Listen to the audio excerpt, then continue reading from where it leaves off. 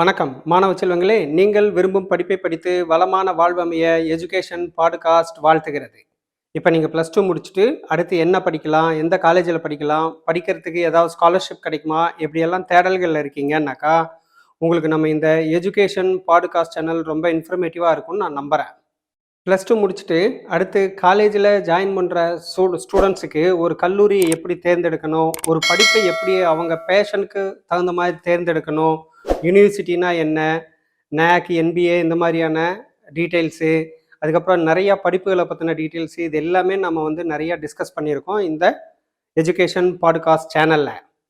நீங்கள் இந்த எபிசோட்ஸ் எல்லாம் பார்க்காம இருந்தீங்கன்னாக்கா டிஸ்கிரிப்ஷனில் லிங்க் கொடுத்துருக்கேன், அதையெல்லாம் பாருங்கள். உங்களுக்கு ரொம்ப இன்ஃபர்மேட்டிவாக இருக்கும்னு சொல்லி நான் நம்புகிறேன்.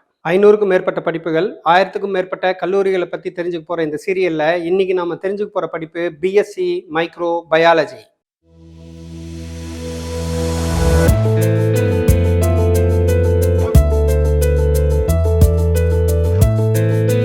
கிராமங்களில் வாழும் வாழ்க்கை வந்து ரொம்ப ஆரோக்கியமான வாழ்க்கை. அவங்க வாழ்கிறதெல்லாம் இயற்கையான சூழ்நிலையில் வாழ்கிறாங்க, நல்ல அருமையான உணவுகளாக உட்கொள்கிறாங்க. கம்பங்களி, சோளம் சோறு, ராகி கஞ்சி இப்படியெல்லாம் குடித்து அவங்க உடம்பை வந்து திடகாத்திரமாக வச்சுருக்காங்க. ஆனால் நம்மெல்லாம் என்ன பண்ணுறோம், பிட்ஸா பர்கர் இப்படியெல்லாம் சாப்பிட்டு 20 வயசுலேயே இட்லி குண்டா மாதிரி ஆயிடுறோம். படிப்பு, சம்பாத்தியம், வேலை இந்த மாதிரி பல்வேறுபட்ட தேவைகளுக்காக கிராமங்களிலிருந்து ஜனங்க இடம்பெயர்ந்து நகரங்களில் வந்து நகரமயமாக்கல் அதிகப்படுத்திட்டாங்க. சிறு நகரங்கள் நகரம் ஆயிடுச்சு, நகரங்கள் பெருநகரம் ஆயிடுச்சு, பெருநகரம் மாநகரம் ஆயிடுச்சு, மாநகரம் வந்து ரொம்ப இன்னும் பெரிய லெவலில் வந்து டெவலப் ஆகிட்டே போயிட்டு இருக்கு. முந்தி 40 கிலோமீட்டர் சுற்றளவு இருந்த சென்னை இப்போ 400 கிலோமீட்டர் சுற்றளவுக்கு வந்து டெவலப் ஆகிருக்கு. இது வந்து நல்லதா கெட்டதா அப்படின்னு பார்த்தோம்னாக்கா, இயற்கையான சூழல் வந்து அழிக்க வேண்டிய கட்டாயத்துக்கு நம்ம எல்லாரும் தள்ளப்படுறோம். இவ்வளோ பேர் நகரங்களில் குடியேறினாக்கா இருக்கக்கூடிய ஏரிகள், குளங்கள் எல்லாம் வந்து பிளாட்டுகளாக மாறிடுது. மழை வந்தால் தண்ணியாகி திருப்பி குளமாயிருது, அது வேற விஷயம். மரங்களை எல்லாம் அழிச்சிடுறாங்க. அப்போ என்ன ஆயிடுது, ஆக்சிஜன் கண்டென்ட்டே வந்து ஏரில் குறைஞ்சி ஏர் பொல்யூஷன் வந்துருச்சுன்னு சொல்லி நம்ம சொல்கிறோம். இதனால என்ன ஆகுது, புது புது விதமான நோய்களுக்கு வந்து நாம் தாக்குதலுக்கு உள்ளாகிறோம். மனித குலம் வளர வளர அதற்குண்டான பிரச்சனைகளும் வளரத்தான் செய்யுது. அப்ப மனிதனோட ஆரோக்கியத்துக்கு சவால்னு வர்றப்ப மருத்துவத்துறை என்ன பண்றாங்க, நிறைய ஆராய்ச்சிகளை மேற்கொள்றாங்க. அப்ப ஆராய்ச்சிகள் அதிகப்படுத்த அந்த மருத்துவத்துறையவே வந்து அவங்க சின்ன சின்ன சின்ன செக்மெண்ட்டுகளா வந்து பைஃபேப்ரிகேட் பண்ணிட்டே போயிட்டு இருக்காங்க. அந்த மாதிரி வந்தது தான் பார்க்க போனாக்கா அலைடு ஹெல்த் சயின்ஸுங்கிற படிப்பு. இப்போ மருத்துவத்துறையில் எடுத்துக்கோங்க, ஹார்ட் சம்பந்தமான பிரச்சனையா கார்டியோ அப்படின்னு படிக்கிறோம், நரம்பு சம்பந்தமான பிரச்சனையா நியூரோ அப்படின்னு சொல்லி படிக்கிறோம், எலும்பு சம்பந்தமான பிரச்சனையா ஆர்த்தோ அப்படின்னு படிக்கிறோம். ஒவ்வொன்றுக்கும் வந்து ஸ்பெஷலிஸ்ட்டு, அவர் MS ஆர்த்தோ, அவர் MS நியூரோ அப்படின்னு சொல்லி நம்ம டாக்டர்களை மென்ஷன் பண்ணுறோம். கண்ணுக்கு தனியாக படிப்பு இருக்குது, பல்லுக்கு தனியாக படிப்பு இருக்குது. ஆராய்ச்சிகள் அதிகப்படுத்த அதனோட செக்மெண்ட்டுகளும் வந்து அதிகமாயிட்டே வருது. அப்போ இன்னும் நாம் அதில் நுணுக்கமாக பார்க்க போகிறோம் அப்படின்னாக்கா, ஒரு வியாதி எதனால வருது, அந்த வியாதி வரக்கூடிய இன்ஃபெக்ஷனுக்கு காரணம் என்ன, இந்த மாதிரியெல்லாம் நம்ம வந்து நிறைய ஆராய்ச்சி பண்ண ஆரம்பிச்சிட்டோம். இப்போ நீங்கள் எங்கேயோ வெளியில் போகிறீங்க, ஏதோ ஒரு இடத்துல தண்ணி குடிக்கிறீங்க, உங்களுக்கு அடுத்த நாள் வயிற்று வலி வருது, நீங்கள் டாக்டர்கிட்ட போகிறீங்க, சார் நேற்று நான் அங்கே போனேன் சார், தண்ணி எல்லாம் குடித்தேன் சார், வயிற்று வலிக்குது சார்னாக்கா டாக்டர் என்ன சொல்லுவார், அமீபியாசிஸ் ஆகிருக்கும் அப்படின்னு சொல்லி 3-4 மருந்து கொஞ்சமாக எழுதி கொடுத்து நிறையா காசு வாங்கிடுவார். இந்த மாதிரி உருவான படிப்புகள் தான் வந்து மைக்ரோபயாலஜி, பயோகெமிஸ்ட்ரி போன்ற நுணுக்கமான படிப்புகள் அப்படின்னு சொல்லி நம்ம படிக்கலாம். மைக்ரோபயாலஜி அப்படிங்கிறது என்னன்னு கேட்டாக்கா, உடம்புல இன்ஃபெக்ஷனை ஏற்படுத்தி வியாதிகளை உருவாக்கக்கூடிய மைக்ரோ ஆர்கானிசம்ஸ்னு சொல்லக்கூடிய வைரஸ், பாக்டீரியா, ஃபங்கஸ், அதுக்கப்புறம் பேரசைட்ஸ், இதனோட ஸ்ட்ரக்சர் என்ன, அதனுடைய ஃபங்க்ஷன்ஸ் என்ன, இதை பற்றியெல்லாம் நாம் தெரிஞ்சுக்கிறது தான் இந்த மைக்ரோ பயாலஜி அப்படிங்கிற படிப்பு. இந்த மைக்ரோ பயாலஜி படிப்போட முக்கிய நோக்கம் என்ன அப்படின்னாக்கா, இப்போ நன்மை விளைவிக்கக்கூடிய பாக்டீரியாவும் இருக்குது, தீமை விளைவிக்கக்கூடிய பாக்டீரியாவும் இருக்குது, வைரஸ்கள் இருக்குது, ஃபங்கஸ் இருக்குது. இதை எல்லாமே வந்து எப்படி ஐடென்டிஃபை பண்ணுறது, இதை எப்படி கிளாசிஃபை பண்ணுறது, இதை எல்லாமே வந்து நம்ம நுணுக்கமாக கற்றுக்கிறது தான் வந்து இந்த மைக்ரோ பயாலஜிங்கிற படிப்பு. இப்போ கிளாசிஃபிகேஷன் ஆஃப் மைக்ரோ ஆர்கானிசம்ஸுங்கிறது வந்து ரொம்ப இம்பார்ட்டண்ட்டு. இது என்ன, கோக்கை வகையான பாக்டீரியாவா, இது என்ன வகையான பாக்டீரியா, அப்போ இந்த ஒரு பர்டிகுலர் பாக்டீரியானால என்ன மாதிரியான டிசீஸ் உருவாகும், இப்போ மலேரியா உருவாகுதுன்னா அதனோட மெயினான மைக்ரோ ஆர்கானிசம் என்ன, இது மூலமா நம்ம சிம்டம்ஸ் என்னென்ன வரும், அப்போ இந்த சிம்டம் வந்தால் இந்த நோயா இருக்கலாம், இப்படியெல்லாம் கண்டுபிடிக்கிறது எல்லாத்துக்குமே இந்த மைக்ரோபயாலஜி படிப்பு ரொம்ப யூஸ்ஃபுல்லாக இருக்கு. பிஎஸ்சி மைக்ரோபயாலஜி படிப்பில் செல் biology, genetics, immunology, molecular biology, microbial physiology and ecology, pathogenic micro organisms எது, நன்மை பயக்கும் மைக்ரோ ஆர்கானிசம்ஸ் எது, food microbiology, industrial microbiology, agricultural microbiology, metabolism என்ன, செல் ரீமாடலிங் எப்படி பண்ணலாம், அப்புறம் பயோ கெமிஸ்ட்ரி எல்லாமே நம்ம இந்த பிஎஸ்சி மைக்ரோபயாலஜி படிப்பு மூலமாக கற்றுப்போம். மைக்ரோபயாலஜி படித்தவங்களை மைக்ரோபயாலஜிஸ்ட் அப்படின்னு சொல்லுவாங்க. மைக்ரோபயாலஜிஸ்டோட ரோல் எல்லாம் பார்த்தீங்கன்னாக்கா, எஸ்பெஷலி மெடிக்கல் ஃபீல்டில் கிளினிக்கல் மைக்ரோபயாலஜி பார்த்தீங்கன்னாக்கா ரொம்ப ரொம்ப இம்பார்ட்டண்ட்டு. இந்த கிளினிக்கல் மைக்ரோபயாலஜி தான் ஒரு டிசி எப்படி உருவாகுது, ஒரு இன்ஃபெக்ஷன்லேருந்து டிசி வர்றதுக்கான மெயின் காரணம் என்ன, அந்த டிசியை எப்படி ப்ரிவென்ட் பண்ணலாம், அதுக்கு தேவையான வேக்சின்ஸு என்ன மாதிரியான வேக்சின்ஸ் தயாரிக்கலாம், என்ன மாதிரியான மருந்து தயாரிக்கலாம், எல்லாத்தையுமே அட்வைஸ் பண்ணக்கூடியவர் தான் மைக்ரோபயாலஜிஸ்ட்டு. இண்டஸ்ட்ரியில் பார்த்துக்கிட்டிங்க அப்படின்னாக்கா, இப்போ நம்ம பால் பாக்கெட் வாங்கிட்டு இருக்கோம். அந்த பால் பாக்கெட்டில் பார்த்தீங்கன்னா மேலே பாஸ்சுரைஸ்டு மில்க் அப்படின்னு எழுதியிருக்கோம். இதுக்கு மீனிங் என்னன்னாக்கா, இயற்கையாக மாட்டோட உடம்புலேருந்து வரக்கூடிய பாலில் டியூபர்குலோசிஸ் பேசிலஸ் அப்படின்னு ஒரு பாக்டீரியா இருக்கும். இந்த பாக்டீரியா டிபி வகையான நோய்களை உருவாக்கக்கூடிய தன்மையுடையது. அப்போ இந்த பாக்டீரியாவை நம்ம ரிமூவ் பண்ணணும் பாலில் இருந்து. அப்போ தான் அந்த பால் சேஃபான பாலாக இருக்கும் கன்சம்ஷனுக்கு. இதை எப்படி ரிமூவ் பண்ணலாம், இதுக்கு இருக்கக்கூடிய ஒரு மெத்தட் பாஸ்சுரைசேஷன் அப்படிம்பாங்க. லூயி பாஸ்டர் கண்டுபிடிச்சது தான் இந்த பாஸ்சுரைசேஷன். அவர் பேர்லேயே பாஸ்சுரைசேஷன் சொல்லி வச்சுருக்காங்க. பாஸ்சுரைசேஷனுங்கிறது என்னன்னு கேட்டாக்கா, நார்மல் டெம்பரேச்சரில் இருக்கக்கூடிய அந்த பாலை டக்குன்னு 72 டிகிரி 75 டிகிரிக்கு ஹீட் அப் பண்ணுவாங்க. அதுக்கப்புறம் உடனே அதை 4 டிகிரிக்கு கூல் டவுன் பண்ணுவாங்க. அப்போ என்ன ஆகுதுன்னாக்கா, ஹை ஹீட்டில் இருக்கக்கூடிய பாக்டீரியாவும் sudden fall of heat low டெம்பரேச்சரில் இறக்கக்கூடிய பாக்டீரியா இதெல்லாமே செயல் இழந்துரும். இந்த மாதிரி திடீர்னு டெம்பரேச்சரை உயர்த்தி உடனே டெம்பரேச்சரை குறைச்சி ட்ரீட்மெண்ட் பண்ணுறது தான் பாஸ்சுரைசேஷன் அப்படிங்கிறது.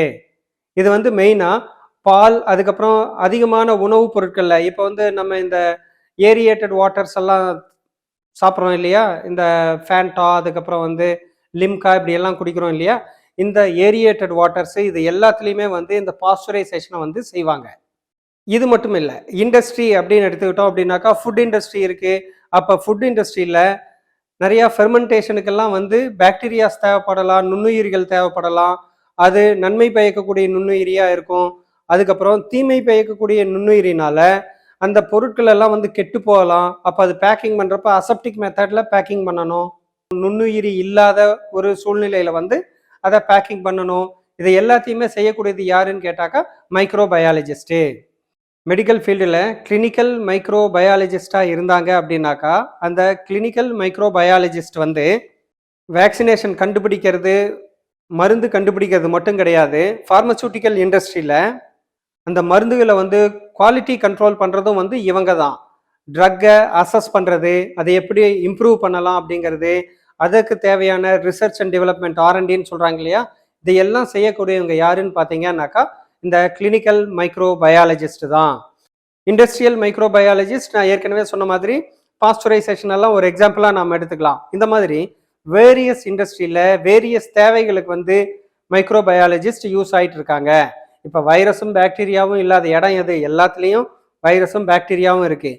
அப்போ இண்டஸ்ட்ரியிலையும் especially food industries, beverage industries இதுல எல்லாம் பார்த்தீங்கன்னாக்கா மைக்ரோபயாலஜிஸ்டோட ரோல் நல்லாவே இருக்கும். இப்போ உணவுப் பொருட்களுக்கு FSSI அப்படின்னு சொல்லி ஒரு சர்டிஃபிகேட் கொடுக்குறாங்க இல்லையா, அதெல்லாம் மைக்ரோபயாலஜிஸ்ட் சைன் பண்ணாதான் அந்த சர்டிஃபிகேட் கிடைக்கும். அமெரிக்கா, யூரோப் போன்ற நாடுகள்ல எல்லாம் பார்த்தீங்கன்னாக்கா எந்த ஒரு உணவுப் பொருளாக இருந்தாலும் மைக்ரோபயாலஜிஸ்ட் சர்டிஃபை பண்ணால் மட்டும்தான் அந்த உணவுப் பொருளை அவங்க மார்க்கெட் பண்ண முடியும், சந்தைப்படுத்தி அவங்க கடைகளில் விற்க முடியும். நம்ம ஊர் மாதிரி தெரு ஓரத்தில் வடையெல்லாம் சுட்டு விற்க முடியாது. இன்கேஸ் தெருவில் அமெரிக்காலையோ இல்லை யூரோப்லேயோ நீங்கள் வடை சுட்டு விற்றா கூட அதுக்கும் மைக்ரோபயாலஜிஸ்ட் வந்து சர்டிஃபை பண்ணணும். என்வைரான்மெண்ட்லேயும் வந்து மைக்ரோபயாலஜிஸ்டோட தேவை ரொம்ப அதிகமாக இருக்குது.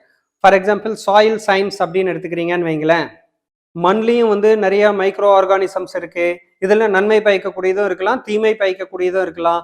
தீமை பயக்கக்கூடிய மைக்ரோ ஆர்கானிசம்ஸு ஒரு மண்ணில் நிறையா இருந்ததுன்னா அந்த மண் கெட்டு போகலாம். அப்போ இதையெல்லாம் ஆராய்ச்சி பண்ணி அந்த மண்ணுக்கு தேவையான ட்ரீட்மெண்ட்டை கொடுக்கறதெல்லாம் வந்து சாயில் சயின்டிஸ்ட் அப்படின்னு சொல்லி அவங்கள சொல்லுவாங்க. பொல்யூஷன் கண்ட்ரோல் ஆகட்டும், வாட்டர் பொல்யூஷன், ஏர் பொல்யூஷன் எல்லாத்துலேயுமே வந்து மைக்ரோபயாலஜிஸ்டோட அட்வைஸ் தான் வந்து கவர்மெண்ட் கேட்கும். எல்லா விதமான ரிசர்ச் அண்ட் டெவலப்மெண்ட்லையும் பார்த்தீங்கன்னாலும், குவாலிட்டி அஷூரன்ஸ் லேப்லையும் பார்த்தீங்கன்னாக்கா மைக்ரோபயாலஜிஸ்ட் அப்படிங்கிறவர் வந்து தேவைப்படுறாரு. ஹெல்த் கேரில் நிறைய டெஸ்டிங் பண்ணுறது எல்லாமே வந்து மைக்ரோபயாலஜிஸ்ட் தான். இப்போ டிஎம்எல்டி, பிஎம்எல்டி இப்படி எல்லாம் வந்து மெடிக்கல் லேப் டெக்னீஷியன்ஸ் இருக்காங்க இல்லையா, இவங்க படிக்கிறது எல்லாமே வந்து இந்த மைக்ரோபயாலஜியை பற்றி தான் வந்து அதிகமாக படிக்கிறாங்க. ஸோ ஒரு மைக்ரோபயாலஜிஸ்டாக இருந்தாக்கா அவர் இண்டஸ்ட்ரியிலையும் வேலை செய்யலாம், ஹெல்த் கேர்லேயும் வேலை செய்யலாம், ஒரு லேப் டெக்னீஷியனாகவும் அவர் வந்து வேலை செய்ய முடியும். அமெரிக்கா, யூரோப் போன்ற கண்ட்ரீஸ்லையெல்லாம் மைக்ரோபயாலஜிஸ்ட்டுக்கு ஒரு வருஷத்துக்கு $90,000 to $95,000 வந்து சேலரியாக கிடைக்குது. இப்போ மைக்ரோபயாலஜியும் பயோடெக்னாலஜியும் நாம் வந்து கம்பேர் பண்ணி பார்த்தோம் அப்படின்னாக்கா, பயோடெக்னாலஜிங்கிறது என்ன, இந்த மைக்ரோபயாலஜியில இருந்து வரக்கூடிய ரிசல்ட்டை வச்சு அவங்க அதுக்கு மிஷினரிஸை கிரியேட் பண்ணுறாங்க, டெக்னாலஜிஸ் வந்து அவங்க ஐடென்டிஃபை பண்ணுறாங்க. இதெல்லாம் வந்து பயோடெக்னாலஜியில் நடக்கும். பயோடெக்னாலஜிங்கிறது வந்து ஒரு வாஸ்ட் ஓஷன். மைக்ரோபயாலஜியில் அவங்க ஒரு ஜீனை எடுத்து அதில் இருக்கக்கூடிய டிஎன்ஏ, ஆர்என்ஏவை எல்லாம் வந்து ரிசர்ச் பண்ணி அதையெல்லாம் வந்து ஏதோ மாடிஃபை பண்ணுறாங்கன்னு வைங்களேன். அந்த மாடிஃபை பண்ணுற டெக்னாலஜிஸ் எல்லாம் வந்து இம்ப்ளிமெண்ட் பண்ணுறது யாருன்னு கேட்டிங்கன்னாக்கா பயோடெக்னீஷியன்ஸ் தான் வந்து பண்ணுவாங்க. இது மூலமாக உருவாருதா இந்த பிடி கத்திரிக்காய்ன்னு எல்லாம் வந்தது இல்லையா, இந்த பிடி கத்திரிக்காயில் பிடிங்கிறது எதை ரெஃபர் பண்ணுதுன்னா பயோடெக்னாலஜி மூலமாக உருவான கத்திரிக்காய்ங்கிறது தான் இந்த பிடி அப்படிங்கிறது வந்து உங்களுக்கு ரெஃபர் பண்ணுது. இப்போ பார்த்தீங்கன்னாக்கா கலப்பின பசுக்கள் வருது, கொய்யாக்கால கலப்பினம் வருது, ஆப்பிளில் கலப்பினம் வருது, ஏதோ இந்த கலப்பினம் அப்படின்னு சொல்லி வருது இல்லையா, இது எல்லாமே பயோடெக்னாலஜி தான். அப்போ இந்த பயோடெக்னாலஜி ஒர்க் பண்ணணும் அப்படின்னாக்கா அதுக்கு பேஸ் எதுன்னு கேட்டிங்கன்னாக்கா மைக்ரோபயாலஜி. இந்த மைக்ரோபயாலஜியில் இவங்க செய்யக்கூடிய ஆராய்ச்சிகள் இவங்களோட அறிவை வச்சுட்டு தான் வந்து அந்த பயோடெக்னாலஜிஸ்ட் எல்லாம் வந்து அவங்களோட வேலையை செய்கிறாங்க. அப்போ பயோடெக்னாலஜியில் வந்து மைக்ரோபயாலஜிங்கிறது ஒன் ஆஃப் த பேப்பராக நீங்கள் வந்து படிப்பீங்க. இப்போ மைக்ரோபயாலஜியும் பயோ கெமிஸ்ட்ரியும் பார்த்தீங்க அப்படின்னாக்கா, ஒரு செல்லை ஒரு மைக்ரோபயாலஜிஸ்ட்டு மைக்ரோஸ்கோப்பில் பார்க்குறாரு அப்படின்னாக்கா, ஓ இதுக்கு நடுவில் வந்து டிஎன்ஏ இருக்குது, அதை சுற்றி வந்து புரோட்டீன் எல்லாம் இருக்குது அப்படின்னு சொல்லி அவர் கண்டுபிடிப்பார். இதே செல்லையே ஒரு பயோ கெமிஸ்ட் பார்த்தாருனாக்கா, ஓ டிஆக்சி ரிபோஸ் குளுக்கோஸ் வந்து நிறையா இதில் இருக்குது, நடுவில் அதை சுற்றி வந்து பாஸ்பேட் எல்லாம் இருக்குது, deoxy ribose sugar molecules C5H10O4 இது வந்து H3PO4 பாஸ்பேட்டோட குரூப் ஆகி இருக்குது அப்படின்னு சொல்லி அவர் அந்த செல்லை புரிஞ்சுப்பார். இப்போ ஒரு மைக்ரோபயாலஜிஸ்ட்டு ஒரு செல்லு, டிஎன்ஏ, ஆர்என்ஏ இதையெல்லாம் ஆராய்ச்சி பண்ணி இது எப்படி ஒரு இன்ஃபெக்ஷியஸ் டிசீஸை வந்து உருவாக்குது, அந்த டிசீஸ் வந்து எப்படி ஸ்ப்ரெட் ஆகுது அப்படின்னு எல்லாம் கண்டுபிடிச்சாரு அப்படின்னாக்கா, பயோ கெமிஸ்ட் வந்து என்ன பண்ணுறாருனாக்கா இந்த மைக்ரோ ஆர்கானிசம்ஸில் இருக்கக்கூடிய கெமிக்கல் மாலிகூல்ஸ் மூலமாக வேற ஒரு மாலிகூல்ஸை ரியாக்ட் பண்ணி இதை வந்து இன்ஆக்டிவ் பண்ணுறதுக்கு உண்டான மெத்தாடாலஜிஸ் கண்டுபிடிக்கிறாரு. இதை நம்ம எப்படி புரிஞ்சுக்கலாம்னாக்கா, ஹெல்த் கேர் இண்டஸ்ட்ரியில் ஒரு டிசி வருது அப்படின்னாக்கா அந்த டிசி உருவாகிறதுக்கு காரணம் என்ன, அது பரவக்கூடிய மெத்தாடாலஜி என்ன, இதையெல்லாம் வந்து கண்டுபிடிச்சு அட்வைஸ் பண்ணுறது வந்து மைக்ரோபயாலஜிஸ்டாக இருந்தாருனாக்கா, அதுக்குண்டான வேக்சின் தயாரிக்கிறது, அதுக்குண்டான மருந்து தயாரிக்கிறது, இதையெல்லாம் செய்யக்கூடியவர் வந்து பயோ கெமிஸ்டாக இருப்பார். அதாவது டிசி உருவாகிறதுக்கு ரீசனை மைக்ரோபயாலஜிஸ்ட் கண்டுபிடிச்சாருனாக்கா அந்த டிசியை க்யூர் பண்ணுறதுக்கு உண்டான சொல்யூஷனை கண்டுபிடிக்கிறவர் யார், பயோகெமிஸ்ட்டு. மைக்ரோபயாலஜி படிச்சிங்கன்னாக்கா pharmaceutical companies, agriculture and fisheries டிபார்ட்மெண்ட்டுக, ஃபுட் அண்ட் பிவரேஜ் இண்டஸ்ட்ரீஸு, இதுகளெல்லாம் இருக்கக்கூடிய ஆர்என்டி, கியூசி லேபரட்டரிஸு, இது எல்லாத்துலேயுமே நீங்கள் வந்து ஒர்க் பண்ணலாம். என்வைரான்மெண்ட் பொல்யூஷன் கண்ட்ரோலில் இருந்து ஃபோரன்சிக் சயின்ஸ் வரைக்கும் எல்லாத்துலேயுமே வந்து மைக்ரோபயாலஜிஸ்டோட ரோல் வந்து ரொம்ப அதிகமாகவே இருக்குன்னு சொல்லி நம்ம சொல்லலாம். இப்போ பப்ளிக் ஹெல்த் லேபரட்டரிஸ் ஆகட்டும், ஈவன் நம்ம யூஸ் பண்ணுற இந்த ஃபேஸ் பவுடர், அதுக்கப்புறம் லேடிஸ் யூஸ் பண்ணுறாங்க இல்லையா, நெயில் பாலிஷு, லிப்ஸ்டிக்கு, இதுல எல்லாம் கூட இந்த காஸ்மெட்டிக் ஐட்டம்ஸ்ல எல்லாம் கூட மைக்ரோ ஆர்கானிசம்ஸ் இருக்கும். இந்த இண்டஸ்ட்ரீஸோட லேபரட்டரிஸில் கூட ஆர்என்டிக்கு ஆகட்டும், குவாலிட்டி கண்ட்ரோல்னு சொல்கிற அந்த QC லேப்ஸ் ஆகட்டும், எல்லாத்துலேயுமே வந்து மைக்ரோபயாலஜிஸ்ட் வேலை செய்கிறாங்க. அக்சென்சர், இன்ஃபோசிஸ் மாதிரியான கார்ப்பரேட் கம்பெனிங்க கூட Accenture life science, Infosys life சயின்ஸ்னு எல்லாம் டிபார்ட்மெண்ட்டை உருவாக்கி அது மூலமாகவும் நிறைய ஆராய்ச்சிகளை செஞ்சு நம்ம சொசைட்டிக்கு சப்போர்ட் பண்ணிட்டு இருக்காங்க. ஸோ மைக்ரோபயாலஜி அப்படிங்கிறது படிச்சிங்கன்னாக்கா வேரியஸ் இண்டஸ்ட்ரியில், health care industry, pharmaceutical industry, food industry, beverages industry, agricultural industry, அதுக்கப்புறம் பார்த்தீங்கன்னா காஸ்மெட்டிக்ஸு, இந்த மாதிரியான இண்டஸ்ட்ரிகளில் கூடவே வந்து அக்சென்சர், இன்ஃபோசிஸ் மாதிரியான கார்ப்பரேட்லேயும் வந்து உங்களுக்கு வேலை கிடைக்கும். சயின்டிஃபிக் பப்ளிஷர்ஸ் அப்படிங்கிறவங்க, TNQங்கிற இந்த பப்ளிஷர்ஸ் எல்லாம் வந்து மைக்ரோபயாலஜி பற்றி நிறைய புக்ஸ் வந்து ரிலீஸ் பண்ணிட்டு வர்றாங்க. அதில் இருக்கக்கூடிய அந்த கண்டென்ட் செக் பண்ணுறதுக்கு, கரெக்டாக இருக்கா இன்ஃபர்மேஷன்ஸ்ன்னு செக் பண்ணுறதுக்கு மைக்ரோபயாலஜிஸ்ட்டை தான் அப்பாயின்ட் பண்ணுறாங்க. நல்ல சேலரி எல்லாம் வந்து ஆஃபர் பண்ணுறாங்க. மைக்ரோபயாலஜி அப்படின்னு ஒரு படிப்பை படிச்சீங்க அப்படின்னாக்கா, நீங்கள் வந்து மெடிக்கல் கம்பெனியில் தான் வேலை செய்யணும், ஃபுட் இண்டஸ்ட்ரியில் தான் வேலை செய்யணும்னு இல்லை, ஈவன் ஒரு புக் பப்ளிஷிங் ஏரியாவில் கூட உங்களுக்கு வந்து ஜாப்ஸ் கிடைக்கும். நம்ம இந்த எஜுகேஷன் பாட்காஸ்ட் சேனலில் வரக்கூடிய இன்ஃபர்மேஷன்ஸ் எல்லாம் ஸ்டூடெண்ட்ஸுக்கு ஃபஸ்ட் ஹேண்ட் இன்ஃபர்மேஷனாக கிடைக்கணும் அப்படிங்கிறதுனால எந்த ஒரு படிப்பாக இருந்தாலும் அந்த படிப்பை யார் சொல்லி தர்றாங்களோ அவங்க கிட்ட இருந்தே நம்ம எல்லா டீட்டெயில்ஸும் கேட்டு தெரிஞ்சுக்கிறோம். அந்த வகையில் இப்போ நான் நாமக்கல்லேருந்து கரூர் போகிற வழியில் இருக்கிற PGP குரூப் ஆஃப் இன்ஸ்டிடியூஷனில் இருக்கக்கூடிய ஆட்டானமஸ் இன்ஸ்டிடியூட்டான PGP college of arts and சயின்ஸில் மைக்ரோபயாலஜி டிபார்ட்மெண்ட்டில் தான் இருக்கேன். BSc மைக்ரோபயாலஜி படிப்பை பற்றி நமக்கு எக்ஸ்பிளைன் பண்ணுறதுக்காக நம்ம கூட அசிஸ்டன்ட் ப்ரொஃபஸர் M சுகந்தி மேடமும் சிறப்பு விரிவுரையாளர் PS முத்து அவங்களும் நம்ம கூட இருக்காங்க. நாம் இவங்க கிட்ட BSc மைக்ரோபயாலஜி படிப்பை பற்றி கேட்டு தெரிஞ்சுக்கலாம். 12th வந்து மைக்ரோபயாலஜி குரூப் ஒரு செப்பரேட் குரூப் இருக்கு, அது படிச்சிருந்தாலும் நமக்கு எலிஜிபிள். டோட்டலா வந்து bio science, botany, zoology, biology, எந்த குரூப் பயோ சயின்ஸ் வந்து ரிலேட்டடான சப்ஜெக்ட் இருக்கிறீங்க எல்லாமே மைக்ரோபயாலஜி வந்து ரிலேட்டடு. இதுக்கு வந்து என்ட்ரன்ஸ் எக்ஸாம்ஸ் எதுவுமே இல்லை. நம்ம பிரைவேட் காலேஜ்ல நம்ம வந்து டைரக்டா மேனேஜ்மெண்ட் மூலியமா வந்து ஜாயின் பண்ணிக்கலாம்.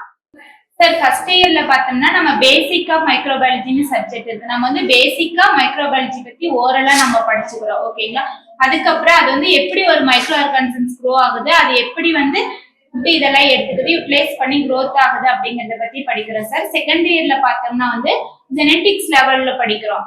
அது வந்து எப்படி ஜெனட்டிக்ஸ் லெவல்ல வந்து மாடிஃபிகேஷன் ஆகி போகுது அப்படிங்கிற மாதிரி படிக்கிறோம். நெக்ஸ்ட் வந்து பார்த்தோம்னா இம்யூனாலஜி, நம்ம இம்யூனி சிஸ்டம்ஸ்ல வந்து ஒரு மைக்ரோப்ஸ் வந்து உள்ள போச்சு அப்படின்னு சொன்னா எந்த மாதிரி ரெஃப்ளெக்ட் ஆகி நமக்கு வந்து எந்த மாதிரி இன்ஃபெக்ஷன் பாஸ் பண்ணுது, அது நமக்கு எந்த மாதிரி பெனிஃபிட்டாவும் இருக்கிறத பத்தி படிக்கிறோம் சார். அடுத்து நெக்ஸ்ட் பார்த்தா தேர்ட் இயர்ல வந்து ஓவரலா எல்லா மைக்ரோ ஆர்கானிசம்ஸ் பத்தி நம்ம செப்பரேட்டா படிக்கிறோம். எக்ஸாம்பிள்ஸ் பார்த்தோம்னா பாக்டீரியா பத்தி செப்பரேட்டா படிக்கிறோம். அதுல வந்து பாக்டீரியா பார்த்தோம்னா சால்மோனெல்லா டைப் இந்த மாதிரி படிக்கிறோம். அதுல வந்து நமக்கு எப்படி வந்து ஒரு டைஃபாய்டு ஃபீவர் வருது அப்படிங்கிற பத்தி படிக்கிறோம். அதுக்கப்புறம் பார்த்தோம்னா வைராலஜில பார்த்தோம்னா வந்து HIV வைரஸ், அதுக்கப்புறம் கொரோனா வைரஸ், இந்த மாதிரி எஃபெக்ட் எப்படி ஆகுதுன்னு படிக்கிறோம். அடுத்தது பார்த்தோம்னா பேராசிட்டாலஜி, மலேரியல் பேராசைட், இந்த மாதிரி மலேரியல் இன்ஃபெக்ஷன்ஸ் எப்படி வருது அந்த மாதிரி படிக்கிறோம் சார். அதுக்கப்புறமே இண்டஸ்ட்ரியில நம்ம ஒரு இடத்துக்கு போய் ஒரு இண்டஸ்ட்ரியில் வந்து நம்ம ஃபர்மெண்டேஷன் ப்ராசஸ் பண்ணும்போது வந்து அந்த எப்படி நம்ம பெரிய ப்ராசஸ் பண்ணும்போது மைக்ரோ ஆர்கானிசம்ஸ் க்ரோ ஆகாம எப்படி கண்ட்ரோல் பண்ணி படிக்கிறத பத்தியும் இண்டஸ்ட்ரியல் மைக்ரோபாலஜியில படிக்கிறேன் சார். ஃபுட் மைக்ரோபாலஜியில பார்த்தோம்னா இப்போ வந்து நம்ம மில்க் குவாலிட்டி செக் பண்ணலாம். ஃபுட் ஐட்டம்ஸ்ல எல்லாமே வந்து மைக்ரோ ஆர்கானிசம்ஸ் க்ரோ ஆகாம எப்படி கண்ட்ரோல் பண்ணி ஒரு ஃபுட்டை வந்து க்ரோத் பண்ணி வளர்க்கணும் அப்படிங்கறத பத்தி படிக்கலாம் சார். உடல்நலத்தை எடுத்துக்கொண்டாலே உடல் நலக்கு பல வகையான மருந்துகள், தடுப்பூசி எல்லாம் தயாரிக்கப்படுகிறது. இந்த தடுப்பூசிகள் தயாரிப்பிலும் மருந்துகள் தயாரிப்பிலும் இந்த நுண்ணுயிரிகள் பெரும் பங்கு வகிக்கின்றன. உதாரணமாக அனைவருக்கும் தெரிந்த ஒன்று பெனிசிலின் என்ற ஒரு பூஞ்சை. அதிலிருந்து தான் முதலாக ஒரு ஆன்டிபயாட்டிக் என்று சொல்லக்கூடிய எதிர் உயிர்ப்பு மருந்து பெனிசிலின் என்பது கண்டுபிடிக்கப்பட்டது. அதே போல் இப்போது தற்காலிகத்தில் நிறைய நுண்ணுயிர்கள் மருந்துகள் உற்பத்தியில் பெரும் பங்கு வகிக்கின்றன. ஆக உடல் நலத்திற்கு ஆனால் பொதுவாக என்ன நினைப்பார்கள், நுண்ணுயிர்களால் உடலுக்கு கேடுதான், நோய்கள் தான் அவர்கள் நினைக்கிறார்கள். இன்னொரு பக்கமும் உண்டு. நுண்ணுயிர்களால் நமக்கு பல நன்மைகளும் உண்டு. உதாரணமாக ஒரு நுண்ணுயிர்களை பயன்படுத்தி நம்ம தொழிற்சாலையில் வைட்டமின்கள் உற்பத்தி செய்ய பயன்படுத்தலாம். மேலும் தொழிற்சாலையில் அசிட்டிக் ஆசிட், ஆர்கானிக், அது மாதிரி பல அங்க அமிலங்கள் தயாரிக்கவும் பயன்படுத்தலாம். மேலும் இந்த நுண்ணுயிர்களை பயன்படுத்தி உணவு பாதுகாப்பு, எந்த வகை நுண்ணுயிர்களால் உணவு கெட்டுப்போகும், அவற்றை எவ்வாறு பரவாமல் தடுக்கலாம், பாதுகாப்பு முறைகள், பாஸ்டரைசேஷன் எல்லாம் இருக்கிற முறைகள், இந்த முறைகள்லாம் பயன்படுத்தி நீண்ட நாட்கள் உணவை எவ்வாறு கெடாமல் பாதுகாக்கலாம் என்று கண்டுபிடிக்கலாம். மேலும் அடுத்து விவசாயத்துறையிலும் இந்த நுண்ணுயிர்கள் மிகவும் பயன்படுகின்றன. சமீபத்தில் பார்த்தீங்கன்னா நுண்ணுயிர் உரங்கள் என்றே தயாரித்து கொடுக்கிறார்கள், பயோ ஃபர்டிலைசர்ஸ் என்று. உயிர் வாழக்கூடிய நுண்ணுயிர்கள், உயிர் நுண்ணுயிர்களை பயன்படுத்தி நாம் உரங்களை பயன்படுத்திக்கலாம். ஆக செயற்கை உரங்கள் வாங்குவதை தவிர்க்கலாம், செலவு குறையும். இந்த இயற்கை உரங்களை பயன்படுத்தி மண்ணின் வளத்தை அதிகரிக்கலாம், விளைச்சலையும் அதிகரிக்கலாம். உதாரணமாக பேசில்லஸ் துரிஞ்சியன்சிஸ் என்ற ஒரு பாக்டீரியம் இருக்கிறது. அதிலிருந்து கிரைஜீன் என்ற ஒரு ஜீனை எடுத்து நாம் தாவரத்துக்குள் செலுத்தி விட்டால் தாவரத்தை எந்த நோய் பூச்சியும் தாக்காது. உதாரணமாக சொல்ல வேண்டும் என்றால் பருத்தியில் காய்ப்புழு என்ற ஒரு நோய் வரும். காய்ப்புழு என்றால் பருத்தி காய் வெடித்து பஞ்சாக எறிவதற்கு முன்னால் அந்த காய்க்குழு துளைகள் இட்டு இந்த பூச்சிகள் போய் முட்டையிட்டு அந்த பஞ்சு உற்பத்தியை பாதிக்கும். ஆக அந்த பாதிக்கப்பட்டவை பஞ்சை வெடிக்கும் பொழுது மிக குறைந்த அளவு பஞ்சை கிடைக்கும். இப்போ இதற்கு நாம் செயற்கையாக மருந்துகள் தயாரித்து தெளிக்கலாம். ஆனால் செயற்கை மருந்துகளால் எப்பொழுதுமே பக்க விளைவுகள் உண்டாகும். ஸோ இயற்கையாக இப்போ என்ன பண்ணுறாங்க, பாக்டீரியம் என்ற ஒரு பாக்டீரியா, அந்த பாக்டீரியத்திலிருந்து அந்த கிரைஜீன் என்ற ஒரு ஜீனை உட்புகுத்தி இயற்கையாகவே அது எதிர்ப்பு சக்தியை உண்டாக்கி விட்டார்கள். ஆக இப்போ இயற்கை சொன்னால் எந்த அது அந்த காய்ப்புழு மட்டும் தாக்குவதை காப்பாற்றவில்லை, மற்ற பூச்சிகள் தாக்குவதிலிருந்து அந்த பருத்தியை காப்பாற்றுகிறது. இதே போலவே சமீபத்தில் வெண்டை, தக்காளி, கத்திரிக்காய் போன்ற பல தாவரங்களில் இந்த பாக்டீரியாவில் அல்லது நுண்ணுயிரில் உள்ள ஜீன்களை பயன்படுத்தி அவற்றை நீண்ட நாள், தக்காளி எடுத்துக்கொண்டால் நீண்ட நாட்கள் கெடாமல் பாதுகாக்கலாம். ஷெல் லைஃப் என்று கூறுவார்கள். 10 நாட்கள் தக்காளி அழுகி போகும். ஆனால் இதை பயன்படுத்திய தக்காளி உண்டாக்கலாம், அது 20 நாட்களுக்கும் அழுகாமல் கெட்டு போகாமல் இருக்கும். இதே போல் நிறைய அதிக பால் தரக்கூடிய பசு இனங்கள், அதிக தோல் உரோமங்கள் தரக்கூடிய ஆட்டு இனங்கள், அதிக பயன் தரக்கூடிய தாவர வகைகளில் இருக்கும் தாவரங்களிலேயே இருக்கும் விளைச்சலோட கூடுதலாக விளைச்சல் தரக்கூடிய தாவர வகைகள், இதெல்லாம் இந்த நுண்ணுயிரிகளை பயன்படுத்தி தான் செய்யப்படுகிறது. உதாரணமாக சொல்ல வேண்டுமானால் சமீபத்தில் இப்பொழுது மிக அண்மையில் ஒதுக்கப்பட்டது ஒரு புதிய நெல் ரகம். அந்த நெல் ரகத்துக்கு ஒரு நுண்ணுயிரில் எடுக்கப்பட்ட ஜீனை உட்புகுத்தி அதனால் அந்த நெல் ரகம் என்ன ஆகிறது என்றால் உப்பு கலந்த நீரில் கூட வாழும் தன்மை பெறுகிறது. 130 நாட்கள் குறைந்தது ஒரு நெற்பயிர் விளைச்சல் கொடுக்கறதுக்கு காலம் எடுக்கும். ஆனால் இந்த நுண்ணுயிர் புகுத்திய தாவரங்கள் 100 நாட்களிலேயே விளைச்சல் தருகின்றன, பூச்சி எதிர்ப்பும் பெறுகின்றன, அதிக வளர்ச்சியும் அடைவதில்லை. 6 இன்ச்சு ஜப்பான் வெரைட்டி என்று ஒரு வெரைட்டி 6 இன்ச்சு அவ்வளோதான் உயரம் வளரும். அதற்குள்ளாகவே கதர் விட்டு முற்றி நெல்மணி கிடைக்கும். நாட்கள் வளரும் நாட்களும் 130-100 நாட்கள் தான். அதே போலவே கரும்பு 180 நாட்கள் அறுவடை, கரும்பு 100 நாட்கள்லேயே அறுவடை செய்யலாம். இது மாதிரி பல வகையில் நமக்கு பயன்படக்கூடிய தாவரங்கள்.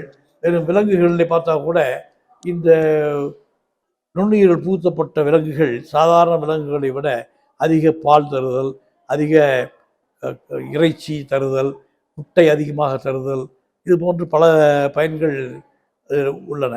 ஆகவே இந்த நுண்ணுயிரியல் மைக்ரோபயாலஜி மனித வாழ்க்கையிலிருந்து பிரிக்க முடியாத ஒன்று, ரெண்டும் ஒன்றாக கலந்தது. மனிதன் வாழ்க்கையில் நுண்ணுயிர் இல்லை என்றால் வாழ முடியாது என்று சொல்ல வேண்டியதுதான். உதாரணத்துக்கு சான்றாக நம்ம எடுத்துக்கொண்டாலே நம்ம பயன்படுத்துகிற பால் தயிராவதற்கே இந்த நுண்ணுயிர் தான் தேவைப்படுகிறது. பால் தயிராவதற்கு முக்கிய காரணம் அதுதான். மேலும் அதை போலவே நம் ஊர்களில் இருக்கக்கூடிய சாக்கடை கழிவு நீர்கள், சாக்கடை கழிவு நீர்கள்லாம் ஒரே இடத்தில் சுத்திகரிக்கப்பட்டு அவை மீண்டும் விளைச்சலுக்கு விவசாயத்துக்கு பயன்படுத்தப்படுகின்றன.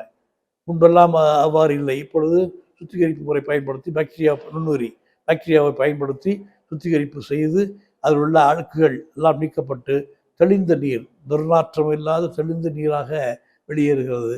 அந்த நீரை விவசாயத்திற்கு பயன்படுத்தலாம், குடிக்க பயன்படுத்த விவசாயத்துக்கு பயன்படுத்தலாம். இதே போல் இன்னும் தோல் தொழிற்சாலைகள், தோல் பதனிடுதல், ஆடு மாடு தோல்களில் தான் நாம் வேணையான காலணிகள் தயாரிக்கிறோம். அந்த ஆடு மாடு தோல்கள் உடனே எடுத்த உடனே ஈரத்துடன் கொழ என்று ஈரப்பதத்துடன் இருக்கும், நிறைய அசுத்தங்கள் நிறைந்திருக்கும். அதை பக்குவப்படுத்தி ஒரு அட்டை போன்று மாற்றுவதற்கு அதற்கென்று தனியாக ஒரு பாக்டீரியா நுண்ணுயிரி இருக்கிறது. சணப்பை செடியிலிருந்து சணல் நார் எடுப்பதற்கு தனியாக ஒரு பாக்டீரியா இருக்கிறது. சணப்பை செடியும் செடியே இருக்குது. அந்த செடியின் தண்டிலிருந்து தான் சணல் நார்கள் எடுக்கப்படுகின்றன. அந்த சணல் நார் எடுப்பதற்கு ஒரு பெரிய தொட்டியில் தண்ணீரை விட்டு இந்த செடியையும் விட்டு பாக்டீரியாவையும் செலுத்தி விடுவார்கள், நுண்ணுயிரையும். ஒரு குறிப்பிட்ட காலத்தில் அந்த தண்டிலிருந்து நார்கள் தனித்தனியாக பிரிந்து வந்துவிடும். அதற்கு பிறகு அதை எடுத்து பழுப்பு நிறம் ஏற்றி சணல் கயிறு, கோணி சாக்கு இவை தயாரிக்க பயன்படுகிறது. இப்போ சமீபத்தில் உலகத்தையே ஒடுக்கிய COVID-19 அதில் நுண்ணுயிர் ஆராய்ச்சி மூலமாக அந்த COVID-19 பல அடிக்கடி அது உருவத்தை மாற்றிக்கொண்டே இருக்குது என்று சொல்கிறார்கள். அதனுடைய அடிப்படை ஆராய்ந்து பார்த்ததில் அதனுடைய வெளிப்புற பகுதியிலே புரதங்கள், வைரஸ் தான், வைரஸ் என்றாலே ரெண்டு பொருள் தான் இருக்கும்.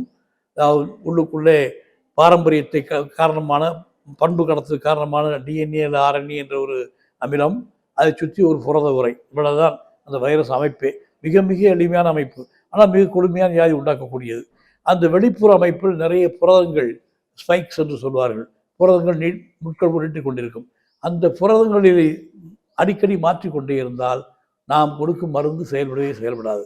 ஆக அவற்றுடைய புரதத்தினுடைய முட்களை மாற்றாமல் அவை அப்படியே இருக்குமாறு செய்வதற்கு ஆராய்ச்சி நடந்து கொண்டிருக்கிறது. இப்போது ஓரளவுக்கு நம்ம இந்தியாவிலேயே இப்பொழுது COVID-19 தடுப்பூசி தயாரிக்கப்பட்டு பயன்படுத்தப்பட்டு வருகிறது.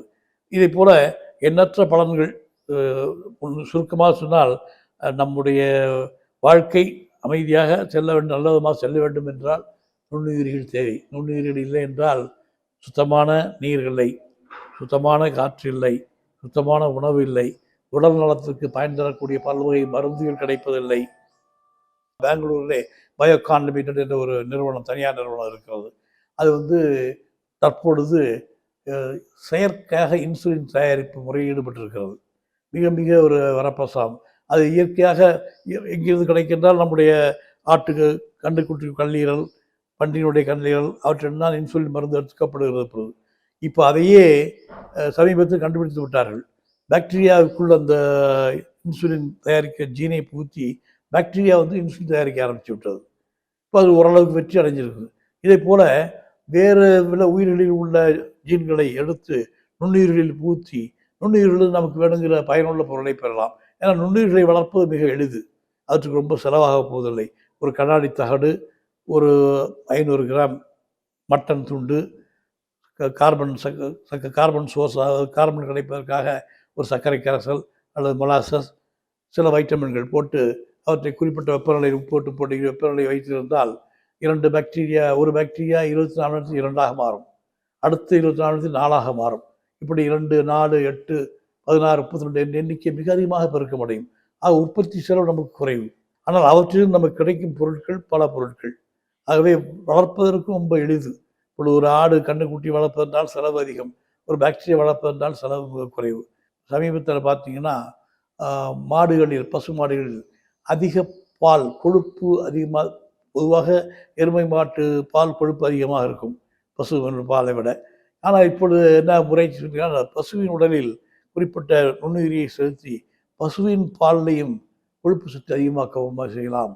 பசுவின் பாலுடைய அளவையும் கூட்டலாம். உற்பத்தி அளவை, பால் கிடைக்கும் அளவை ஒரு நாளைக்கு 3 லிட்டர், 4 அவற்றில் 5 லிட்டர், 4 லிட்டர் ஆக்கலாம். இந்த மாதிரி பல வழிகளில் நுண்ணுயிரிகளை நம்ம பயன்படுத்த முடியும்.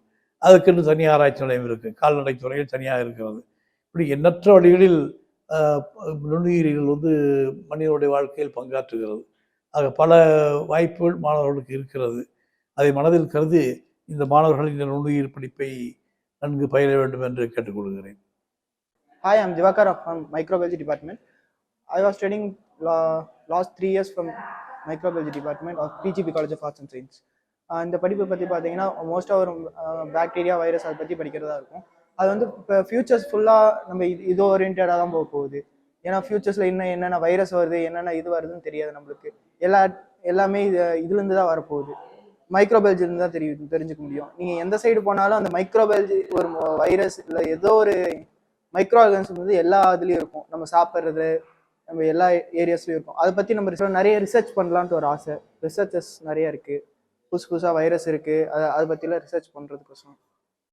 மைக்ரோபயாலஜி இப்போ படித்தோம்னா வந்து நமக்கு வந்து ஐடி ஃபீல்டுக்கு போகணுன்னு விருப்பப்பட்டாலும் நம்ம வந்து மெடிக்கல் கோடிங்னு ஒரு ஜாப் ஆப்பர்ச்சுனிட்டிஸ் இருக்குது, அதில் போய்க்கலாம். இப்போ நம்மளோட இம்யூனி சிஸ்டம்ஸ் நம்ம ஹியூமன் பற்றி படிக்கணும் அப்படின்னு தெளிவாக இருந்தாலும் நம்ம வந்து மைக்ரோபயாலஜி லேபை வச்சு அதில் நம்ம ஃபோக்கஸ் பண்ணி அந்த இது பண்ணிக்கலாம். ப்ரைவேட் ஹாஸ்பிட்டல்ஸ் எல்லாத்துலேயும் வந்து ஜாப் ஆப்பர்ச்சுனிட்டிஸ் இருக்கும்.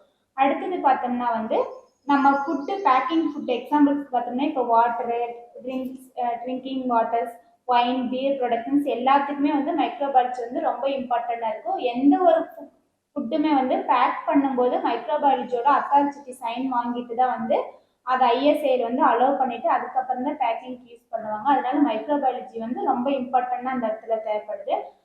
அடுத்தது பார்த்தோம்னா வந்து இப்போ வந்து நம்ம ஓனாக ஏதாவது பிஸ்னஸ் பண்ணணும் அப்படின்னு சொன்னோம்னா மண்புழு வளர்ப்பு பண்ணலாம். அதுக்கப்புறமா வந்து காளான் வளர்ப்பு துறைகள் பண்ணலாம். அதுக்கப்புறம் நம்ம தனியாக ஓனாக லேப் நல்லா எக்ஸ்போர்ட் ஆனால் ஓனாக லேப் வச்சு இது பண்ணலாம். நம்ம லெக்சர் போஸ்டிங்க்கு வரலாம். நிறைய இந்த மாதிரி நிறைய ஃபீல்டில் நிறைய ஆப்பர்ச்சுனிட்டிஸ் இருக்குது. இப்போ நம்ம சாயில் அண்ட் அக்ரிகல்ச்சரல்ங்கிற ஒரு பேப்பர் நம்ம இங்கே படிக்கிறனால இப்போ வந்து நம்ம அக்ரிகல்ச்சர் லேண்டுக்கு நம்ம போகல. எப்படின்னா ஒரு பிளான்ட் எந்த மாதிரி வளர்க்குது அப்படின்னு சொன்னோம்னா அதில் வந்து எந்த மாதிரி பாக்டீரியா இன்ஃபெக்ட் ஆகுதா, வைரஸ் இன்ஃபெக்ட் ஆகுதா, ஃபங்கல் இன்ஃபெக்ட் ஆகுதா, அதுக்கு வந்து நம்ம எந்த மாதிரி வந்து வேக்சின்ஸ் கொடுக்கலாம், எந்த மாதிரி ஆன்டிபயோட்டிக் கொடுத்து அதை க்யூர் பண்ணி வளர்க்கலாம் அப்படிங்கிறத பற்றியும் நம்ம வந்து சாயில் படிக்கிறதுனால அந்த ஒரு ஆப்பர்ச்சுனிட்டிஸ்க்கு அக்ரிகல்ச்சர் சைடு போடலாம். பேசிக்காக நம்ம வந்து மைக்ரோபயாலஜி படிக்கிறதுனால இப்போ நர்சிங் ஸ்டூடெண்ட்ஸ்னு எடுத்துக்கிட்டோம்னா நர்சிங்க்கு ஒரு பேப்பர் இருக்குது, அங்கே நம்ம ஒரு மைக்ரோபயாலஜி லெக்சராக போகலாம். அடுத்தது ஃபார்மசிக்கு ஒரு பேப்பர் இருக்குது, அங்கே எப்படி நம்ம டெஸ்ட் பண்ணணும், எந்த மாதிரி பாசிட்டிவா நெகட்டிவான்னு சொல்லி பார்க்கறதுக்கு ஸ்டெயினிங் டெக்னிக்ஸ் அங்கேயும் ஒரு சப்ஜெக்ட் இருக்குது, அங்கேயும் நம்ம வந்து ஃபார்மசிக்கும் நம்ம லெக்சராக போகலாம். அடுத்தது பார்த்தோம்னா அலைடு ஹெல்த் சயின்ஸ்க்கு நம்ம வந்து லெக்சராக போகலாம். அடுத்தது பார்த்தோம்னா வந்து சாயில் அண்ட் அக்ரிகல்ச்சர் வந்து ஒரு பேப்பரே இருக்குது, சாயில் அண்ட் அக்ரிகல்ச்சரல் மைக்ரோபயாலஜின்னு இருக்கனால அதுக்கு வந்து microbiology students compulsory job opportunities அங்கே ஒரு லெக்சர் தேவைப்படுது. அடுத்தது பார்த்தோம்னா வந்து பேத்தாலஜி, வைராலஜி, பேராசிட்டாலஜி எல்லாமே வந்து செப்பரேட் கோர்ஸாக அதில் வந்து இண்டிவிஜுவலாக வந்து சயின்டிஸ்டாக போகிறதுங்களுக்கு அவங்களுக்கு வந்து நம்ம போய் மைக்ரோபயாலஜி படிச்சிருந்தா கிளாஸ் போய் நம்ம எடுக்கலாம், லெக்சருங்கிற ஒரு ஆப்பர்ச்சுனிட்டிஸ் இருக்குது. எல்லா துறையிலையும் எல்லா இடத்துலையும் வந்து ஆப்பர்ச்சுனிட்டிஸ் இருக்குது. நம்ம சாப்பிட்ற ஃபுட்டுலேருந்து நமக்கு மெடிசன் வரைக்குமே மைக்ரோபயாலஜிக்கே ஜாப்புகள் அதிகமான வாய்ப்புகள் இருக்குது சார். வேலை வாய்ப்பை பொறுத்தவரை நம்முடைய இந்திய நாட்டில் அல்லாது நம்ம விட வளர்ச்சி குன்றிய நாடுகள் பல உள்ளன. பெரும்பாலும் பார்த்தால் தென் அமெரிக்காவை சார்ந்த நாடுகள், ஈவன் இந்த மாலத்தீவுகள் உள்ள பல நாடுகள், பல பகுதிகளில் இந்த இந்த படிப்புகள் அங்கே கிடைப்பதில்லை. ஆகவே நம்ம இந்த படிப்பை இங்கே படித்தால் அங்கே சென்று பணிபுரியும் வாய்ப்பு அதிகம். M Divya, BGP arts college, arts and science காலேஜில் படிச்சுட்ருக்கோம், பிஎஸ்சி மைக்ரோபயாலஜி. என் ஃப்யூச்சர் பிளான் மைக்ரோபயாலஜி லேப் ரிலேட்டடாக போகணும் அப்படிங்கிறது, நெக்ஸ்ட்டு டிஎம்எல்டி பண்ணலாம் அப்படிங்கிறது ஒரு எய்மாக இருக்குது. இண்டஸ்ட்ரீஸ் இந்த ஜாப் மூலமாக இப்போ பிஎஸ்சி முடித்தது மூலமாக இண்டஸ்ட்ரீஸ் கம்பெனிஸ் நிறையா போகலாம். இண்டஸ்ட்ரீஸ் பார்த்திங்கன்னா dairy industry, food industry, soil industry அந்த மாதிரி நிறையா போகலாம். லேப் ரிலேட்டடாக டயக்னாசிஸ் பண்ணலாம். இந்த கருவியின் பெயர் சென்ட்ரிஃபியூஜ், மைய விலக்கு விசை கருவி. ஒரு கலவையில் ஒரு கலவை கொடுக்கப்படுகிறது உங்களுக்கு, அதிலிருந்து அதனுடைய பகுதி பொருட்களை தனித்தனியாக பிரிக்க வேண்டும் என்றால் இந்த கருவியில் வைத்து வெவ்வேறு வேகத்தில் சுழல வைக்கலாம்.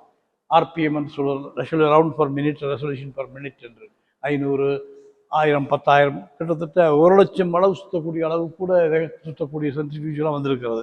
ஸோ இதனுடைய முக்கிய நோக்கம் ஒரு கலவையிலிருந்து அதனுடைய பகுதிகளை தனித்தனியாக பிரித்து விடலாம். அது வேகத்துக்கு தகுந்தவாறு அந்த பகுதிகள் தனித்தனியாக அடியில் தங்கிவிடும். சோதனைக்குள்ள அடியில் அவற்றை எடுத்து விட்டு மீண்டும் சுழல வைக்க வேண்டும், அதிக வேகம் கொடுத்து அடுத்த பகுதி பிரிஞ்சு கீழே இறங்கிவிடும். இப்படி ஒரு செல்லையே தனித்தனி பகுதியாக பிரித்து விடலாம் அதனுடைய அமைப்பு பகுதிக்காக. ஸோ ஒரு கூட்டு கலவையிலிருந்து பகுதி பொருள்களை தனித்தனியே பிரித்தெடுக்க உதவுகிறது. இதை கருவியின் பெயர் எலக்ட்ரோஃபாரசிஸ் என்று சொல்வது மின்முனை நகர்வு கருவி. ஒரு கலவையிலிருந்து மைனஸ் சார்ஜ் ப்ளஸ் சார்ஜ் உள்ள பொருட்களை தனித்தனியாக பிரித்தெடுக்க உதவும். இப்போ ஒரு கலவையில் இரண்டுமே கலந்துருக்கும், நேர் மின்னேற்றம் எதிர் மின்னேற்றம் உள்ள பொருட்கள் கலந்துருக்கும். எதிர்மின்னேற்ற பொருளை தனியாகவும் நேர்மின்னேற்ற பொருளை தனியாகவும் பிரிப்பதற்கு இந்த கருவி பயன்படுகிறது. அடிப்படை மின்சாரம், மின்சார சக்தியை பயன்படுத்தி கலவையிலிருந்து இவை இரண்டும் தனித்தனியாக 2 முனைகளுக்கு பிரிந்து செல்லும். ஸோ ஒரு கலவையிலிருந்து ப்ளஸ் சார்ஜ் மைனஸ் சார்ஜ் உள்ள பொருட்களை தனியே பிரித்தெடுக்க, உதாரணமாக டிஎன்ஏ புரோட்டீன் கலந்திருந்தால் டிஎன்ஏ தனியாக புரோட்டீன் தனியாக பிரித்தெடுப்பதற்கு உதவுகிறது. இந்த நுண்ணோக்கியின் பெயர் ஆய்வக நுண்ணோக்கி, ரிசர்ச் பைனாக்குலர் மைக்ரோஸ்கோப் என்று பெயர். சாதாரண நுண்ணோக்கிகளில் மிக அதிக அளவு 400 மடங்கு பெரிதாக்கி பார்க்க முடியும். ஆனால் இந்த நுண்ணோக்கியின் வழியாக 10x1000 மடங்கு ஒரு நுண்ணுயிரை பெரிதாக்கி பார்க்க முடியும். ஆக ரொம்ப மிக நுண்ணிய நுண்கிருமிகள் துகள்களை வைத்து ஆராயும் பொழுது இந்த நுண்ணோக்கி பயன்படுத்தப்படுகிறது. இதற்கு வேண்டும் தேவையான ஒளி அமைப்பும் உள்ளே இருக்கிறது. ஆகவே தேவையான லைட் உள்ளே இருந்து வரும், அது தேவையான ஒளி சூரிய ஒளியை பயன்படுத்த வேண்டியது. மற்ற நுண்ணோக்கியில் சூரிய ஒளியை பயன்படுத்தி செய்கிறது.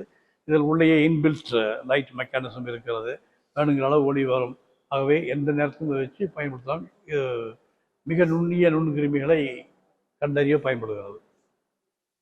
இந்த கருவியின் பெயர் இன்குபேட்டர் என்பது. இது நுண்ணுயிர்களை வளர்க்கும் பொழுது குறிப்பிட்ட வெப்பநிலை, குறிப்பிட்ட ஈரப்பதன் ஆக தொடர்ந்து ஒரு 4-5 நாட்களுக்கு வளர்க்கும் பொழுது அதே வெப்பநிலை, அதே ஈரப்பதன் நிலவ வேண்டும். அந்த குறிப்பிட்ட ஈரப்பதன் கொடுப்பதற்கு உதவும் கருவி இந்த இன்குபேட்டர். ஆக கூடவும் வெப்பம் கூடவும் கூடாது, ஈரப்பதன் குறையவும் குறையாது. அதே வெப்பநிலை, அதே ஈரப்பதன், ஆக சுற்றுப்புற சூழ்நிலை அப்படியே பாதுகாக்கப்படும். ஆக அது நுண்ணுயிர்கள் வளர்ச்சியை ஊக்குவிக்கும், விரைவாக்கும்.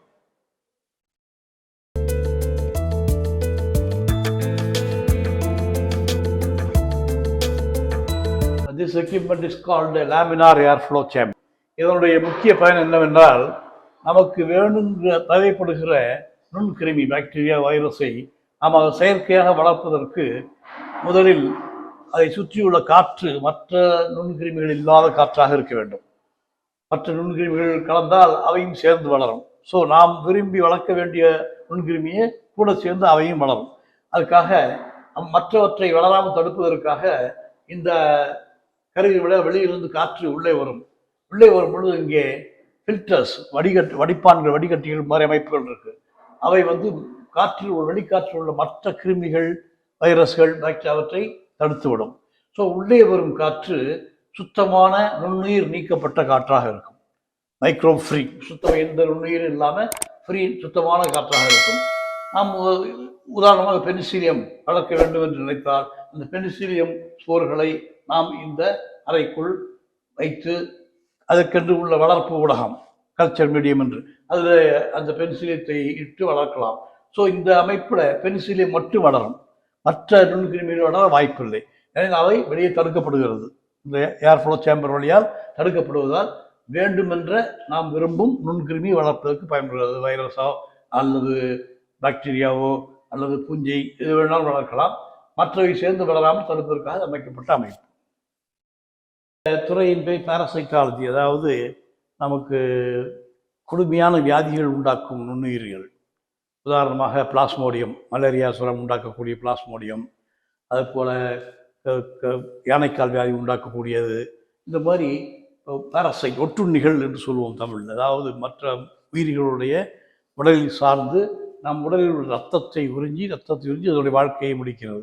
இந்த பாராசைட் பிளாஸ்மோடியம் என்பது 2 விதமான ஓம்பு உயிரிகளில் வளர்கிறது. ஒன்று கொசு, மற்றொன்று மனித உடல். இந்த மனித உடலில் ஈரலுக்கு சென்று அங்கிருந்து இதயம் சென்று ரத்தத்தை அடைந்து ரத்தத்தில் உள்ள உணவை உறிஞ்சும். ஸோ அதன் விளைவாக நமக்கு ஜுரம், மலேரியா ஜுரம் ஏற்படுகிறது.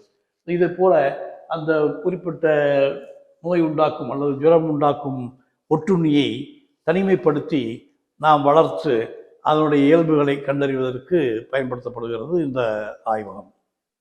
நமக்கு வியாதியை உண்டாக்கும் நுண்கிருமிகள் மிக முக்கியமானது பாக்டீரியா.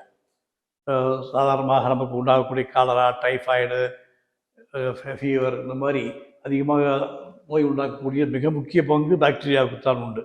அந்த பாக்டீரியாவை நம்ம அவை இயற்கையிலே காணப்படுவது மண், நீர் இவற்றில் அவற்றை தனிமைப்படுத்தி அவற்றை நாம் செயற்கை ஊடகத்தில் வளர்த்து எவ்வாறு வளர்கிறது, அதனுடைய பண்புகள் என்ன, அதற்கு நாம் அதனை திடீர் மாற்றமடை செய்ய முடியுமா, அதாவது அதை செயலிழக்க செய்ய முடியுமா, அது நோய் உண்டாக்காமல் இருக்க வைக்க முடியுமா, அப்படின்றலாம் ஆய்வுகள் நடத்துவதற்கு இந்த பாக்டீரியாலஜி ஆய்வகம் உதவுகிறது.